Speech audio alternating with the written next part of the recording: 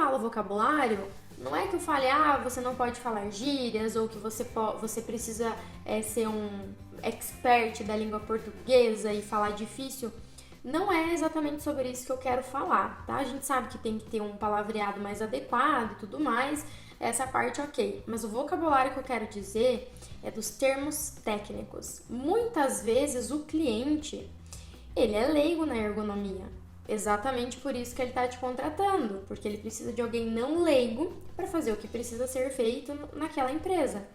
Então, a gente, às vezes, na ânsia de mostrar que sabe sabe o que está falando, sabe o que está fazendo, às vezes exagera em termos técnicos do ergonomês, né? E acaba que o cliente não entende o que você está falando. Então, não é para você descer muito a régua e falar como se você estivesse falando com uma criança. Não é isso. Mas para você maneirar em termos técnicos e tentar ser o mais claro e mais simples possível para o cliente entender o que você está falando. Porque você entende o que você está falando. Mas mais do que você entender, é o cliente que tem que entender o que você está falando. Então, como que eu faço? Eu uno das duas formas para manter um equilíbrio.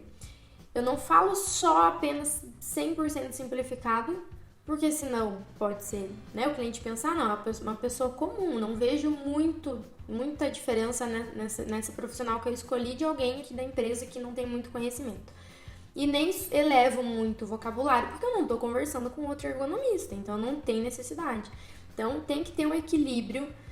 Quando usar termos técnicos, que é bom eventualmente sim para você mostrar uma autoridade no assunto, ao mesmo tempo você tem que traduzir para a língua do cliente o que significa aquilo, tá? Para ele entender do que se trata esse assunto. Então essa questão do vocabulário é bacana para você não perder a conexão com quem está te ouvindo. E nessa parte de vocabulário, eu também levo para a parte de treinamentos de ergonomia, né?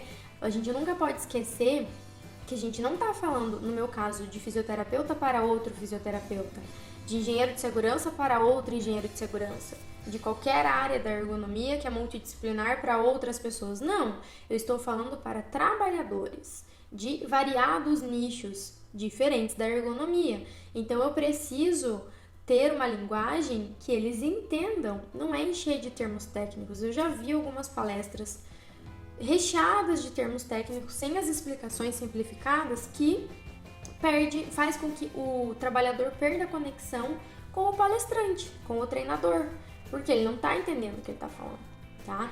Então essa questão do vocabulário faz parte da nossa postura profissional, não deixar o cliente encabulado, não deixar com que o trabalhador não entenda o que você está falando, né? Ser claro, ser objetivo, ser simples, né? Menos é mais, não tem aquele negócio? Então é mais ou menos por aí.